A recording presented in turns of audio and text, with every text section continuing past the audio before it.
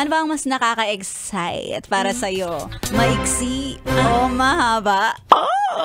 Mga reaksyon ng mga mukha eh. Siyempre yung mahaba. Hindi ka ba natatakot sa mahaba? Hindi, masarap yun. Masarap naman talaga Aminin siya. mo, Yes. nakatikim ka na niyan, diba? Nakatikim ako kaso lang may kaba. Alam mo kung bakit may kaba? Bakit may kaba? Kasi naaalala ko yung ibang tao. Baka kung anong sabihin sa'yo. Wow ha, sagad-sagad ah. Anong hilig mo na sa mahaba, mahilig ka pa sa sagahan. Nakakahiya naman sa'yo ah. Tapos kami dito, laging maiksi lang kasi ikaw yung laging nakakatikim ng mahaba. O tapos pupunahin pa yung mukha mo. Walang eye bags, taray.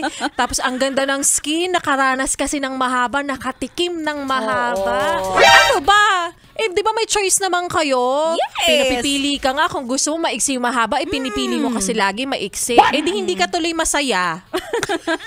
Sa mga yes pa na natin nakikinig, ano ba pinag-uusapan ninyo? Yan na naman kayo, Maria Morena. Ay, naku, Maria Morena. Ito, sumasakit yung ulo ko. Tigil-tigilan niyo ako dun sa mga pinag-iisip niyo ngayon yung mga nakikinig ngayon sa radyo tsaka dun sa mga nanonood sa Facebook lang. Mamaya, ano na naman iniisip sa amin, ha? Oo, kaya nga naman ito na. Explain na namin ha. Malamang kayo nakikinig kayo. Ang pinag-uusapan namin ni Laika Barisa kung ano ba ang mas nakaka-excite at mas nakakasabik para sa'yo, yung maiksi o mahabang bakasyon. Kasi diba, actually ang pagkakaroon ng mahabang bakasyon, masarap talaga.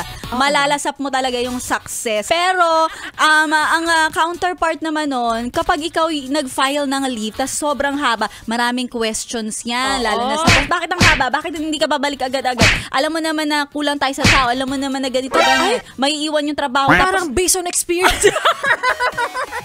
Napayes ka ba? Sa napanood mo, yes friend? Alam mo na ang gagawin mo, ha? Hit like and subscribe. And click the notification bell para ma-update ka namin. Kung gusto Gusto mo, mag-comment ka pa. hindi ka namin iisnabin. Go, yes, friend!